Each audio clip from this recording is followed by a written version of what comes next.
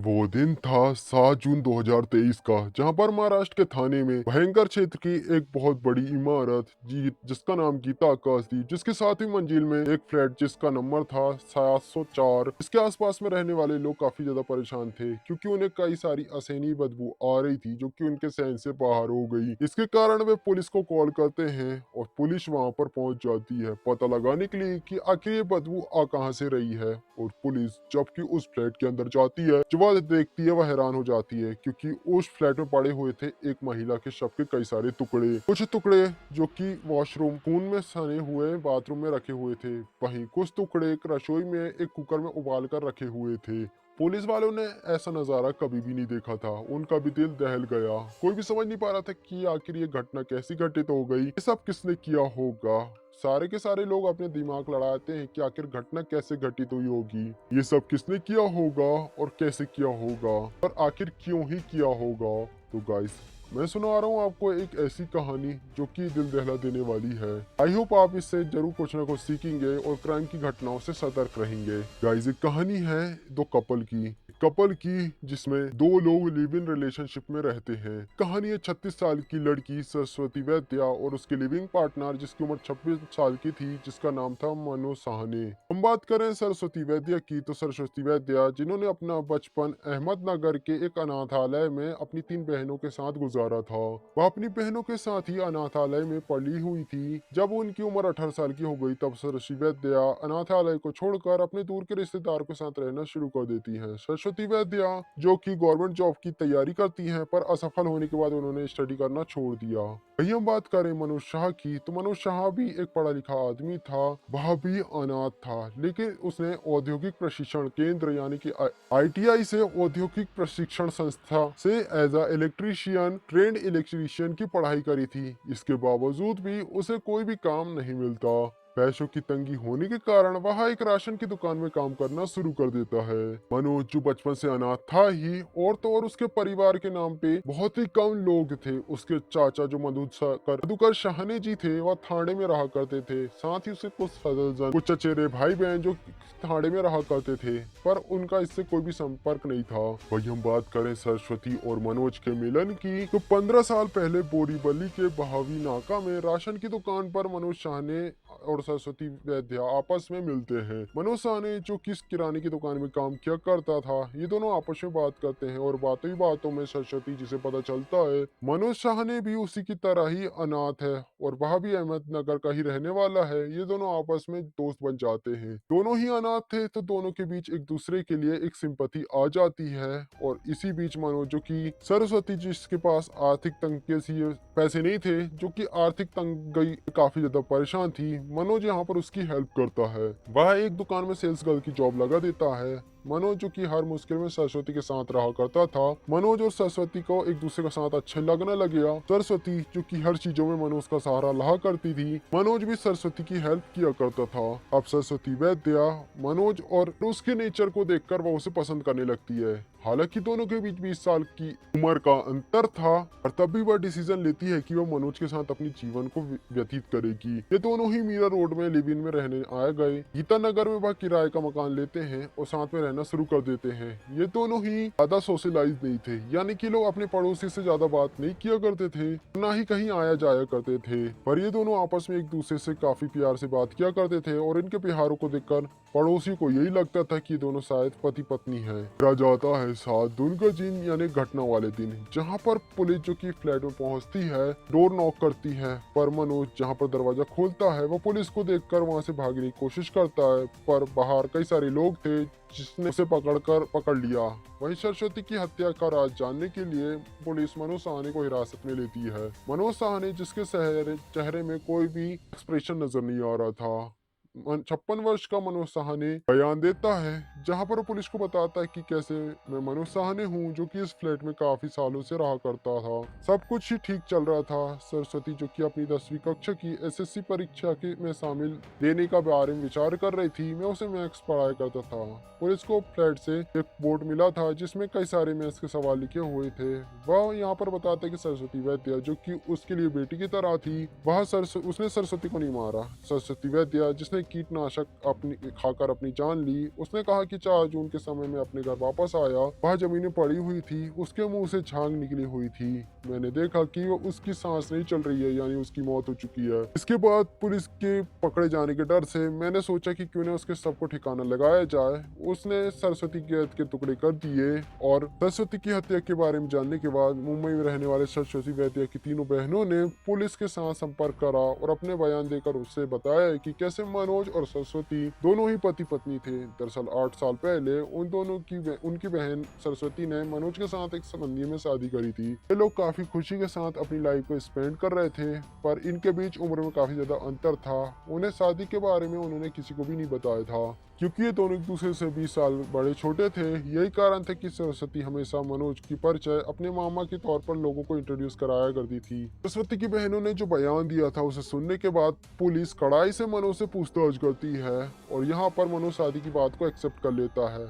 वह उसे बताता है कि कैसे सरस्वती का स्वभाव काफी ज्यादा शक करने वाला था। उसे लगता था कि मनोज उसके साथ उसे धोखा दे रहा है, उसका कहीं और चक्कर चल रहा है और सरस्वती के इस शक के कारण दोनों ही आपस में झगड़ा किया करते थे। उस दिन भी कुछ ऐसा ही हुआ था। उस दिन मनोज, जिसका गुस्सा अपने कंट्रोल से बाहर हो गया, वह चुपचाप घर से बाहर चला जाता है और सरस्वती जो गुस्से में आकर कीटनाशक को पी लेती है और सुसाइड कर लेती है। ये घटना जिस समय घटित थी मनोज अपने घर पर नहीं था। जब वो अपने घर लौट कर आया तो सरस्वती को मरा हुआ देखकर वह घबरा गया। उसे लगने लगा कि कहीं सरस्वती वैद्य के हत्या के आरोप में उसे कहीं पकड़ ना लिया जाए और उसे सजा हो जाएगी। उसने सोचा क्यों ना सबको छुपा दिया जाए और किसी को इस बारे में पता भी नहीं चलेगा। उसने वुड कटर मशीन से सरस्वती वैद्य के शरीर के कई सारे टुकड़े करे। वहीं मनोज, जिसे जब कोर्ट में पेश किया गया था, तब मनोज के वकील ने यह दावा किया कि मनोज जो कि मानसिक मरीज है और उसे इस कारण अब उसे आजाद कर दिया जाए। जो भी उसने किया वो मानसिक दबाव में किया, उसे छोड़ दिया जाए, उसका इलाज होना चाहिए, ना कि उसे सजा मिलनी चाहिए। जज भी ऑर्डर देते हैं कि मनीष की दिमागी हालत का टेस्ट किया कराया जाए कि क्या सच में वह दिमागी तौर पर बीमार है। हालांकि टेस्ट की रिपोर्ट से ये बात सामने आ जाती है ताकि सच्चाई क्या है। जे अस्पताल ये बात बताता है कि कैसे मनोज मानसिक रूप से स्वस्थ है, उसे कोई भी मानसिक बीमारी नहीं है, ना ही वो मानसिक तौर पर पागल है। वहीं पुलिस को मनोज के फ्लैट से कई सारी चीजें मिलती है, जैसे कि हथौड़ा, टाइल कटर, एक चेन सॉ और मांस के साथ पर मांस से सना हुआ प्रेशर कुकर और तो और जे अस्पताल, जहाँ पे मनोज की मानसिक हालात टेस्ट कराया जाता है, वह इस बात की पुष्टि करता है कि मनोज मानसिक तौर पर स्वस्थ है, उसे कोई भी बीमारी नहीं है।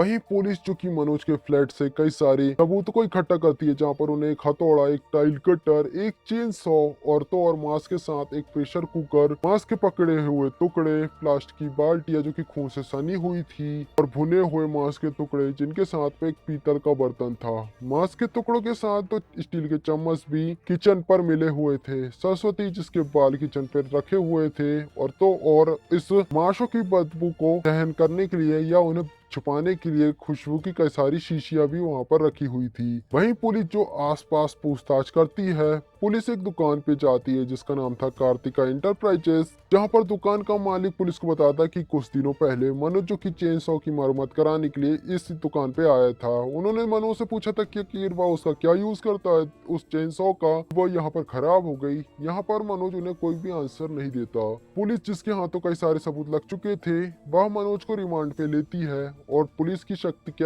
आगो मनोज सच्चाई बता ही देता है। जो वो बताता है वो सबको हैरान कर देने वाला था। वो बताता है कि कैसे सरस्वती सकी नहीं थी, बल्कि सकी तो मनोज था। मनोज को लगता था कि दरअसल सरस्वती उसे धोखा दे रही है। सरस्वती जिसके कई सारे आदमियों के साथ शायद नाजायज रिश्ते हैं, ऐसा मनोज को लगता था। यही शक कारण बना कि उसने सरस्वती की जान ले ली। वह उम्र से कई दिनों बढ़ा था, कई सालों तक उन्होंने अपनी शादी को छुपाया भी था। वही मनोज जो कि उम्र में सरस्वती से बड़ा भी था, वह इस बात को लेकर काफी ज्यादा इनसिक्योर था। ये सारी बातें उसके दिमाग में बैठ चुकी थी। अब वह गुस्से और जलन में आकर सरस्वती की जान ले लेता है। मनोज जिसने कि काफी अजीब तरीके से सरस्वती की हत्या करी पूरी योजना के साथ, वहीं पुलिस जब मनोज की गूगल सर्च हिस्ट्री को पता लगाती है, इसकी जांच करती है, तो वहां से भी उसे कई सारे सबूत मिलते हैं। उन्हें पता चलता है कि कैसे मनोज ने हत्या से पहले यानी कि 28 और 29 मई को गूगल में कई सारे घातक कीटनाशकों के बारे में रिसर्च करी, और तो और उसने गूगल में ये भी सर्च किया था कि कैसे किसी शव को कैसे गलाया जा सकता है, कितना समय लगेगा, शव को टुकड़ों में कैसे काटा जाता है और उन्हें आखिर गायब कैसे किया जा सकता है। गूगल हिस्ट्री से कई सारी जानकारी मिलती है। उसने गूगल से ही हत्या की प्लानिंग करी थी। उसने गूगल में बताए हुए तरीकों से हत्या, कई सारे उपकरण जैसे कि 1000 रुपए के आसपास की टाइल कटिंग मशीन, 4000 की 200 वोल्ट वाली इलेक्ट्रॉनिक चेन सॉ खरीदी और छाछ कीटनाशक का भी इंतजाम किया। वहीं शव की महक को रोकने के लिए उसने परफ्यूम और खुशबूदार नीलगिरी के तेल का भी यूज किया। घटना वाले दिन उसने सरस्वती से काफी झगड़ा किया कि वह कहीं और पर अपना चक्कर चला रही है। झगड़े के बाद उसने खुद ही सरस्वती को पीने के लिए छाछ में कीटनाशक मिलाकर दे दिया। जब वह तड़प रही थी, उस कीटनाशक को पीने के बाद वह वेट करता है कि सरस्वती की मौत हो जाए और वह अपने घर से बाहर चला जाता है। थोड़ी देर बाद जब वह वापस लौट आता है, सरस्वती जिसके मुंह से झाग निकल रहा था, यहाँ पर सरस्वती की मौत हो चुकी थी। वह सरस्वती को चेक करता है कि वो मरी है या नहीं, और वह अब इंसानियत की सीमाओं को भी लांघ जाता है। वह सरस्वती की बॉडी को इलेक्ट्रिक आरी से कई सारे टुकड़ों में काट देता है। टुकड़ों में काटने के कारण खून चारों तरफ फैल चुका था। वह सरस्वती के शरीर के उन खून वाले टुकड़ों को बाल्टी में भर देता है ताकि खून कहीं फैल ना जाए, पर यहाँ पर भी रुकने वाला नहीं था। उसने सरस्वती के शरीर के कुछ टुकड़ों को इतना छोटा काटा, फिर उसे कुकर में डालकर उसने उसे उबाल दिया। यहाँ तक कि उसने कुछ मांस के टुकड़ों को गैस में भी पकाया।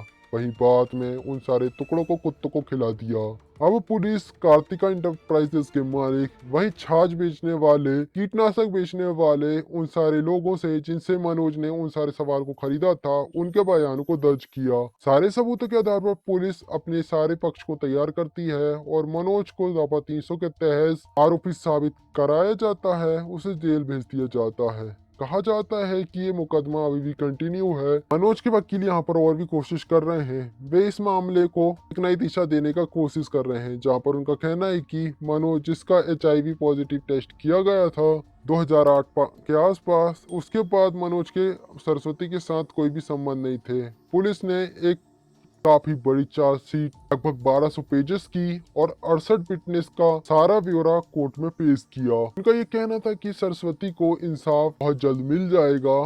ये घटना में बताती कि कैसे सरस्वती जिस इंसान से प्यार किया करती थी, उम्र में इतना अंतर होने के बाद भी वह जिसके साथ लिव इन में रहती थी, उसे क्या पता था कि ये आदमी के अंदर एक हैवान छुपा है जो कि उसकी ये हालत कर देगा। एक दरिंदा जो कि इंसान होके भी इंसानियत की सीमा को पार कर गया। गाइस, क्या सोचना है आपको इस कहानी के बारे में? आई होप इससे आपको जरूर कुछ ना कुछ सीखने को मिला होगा।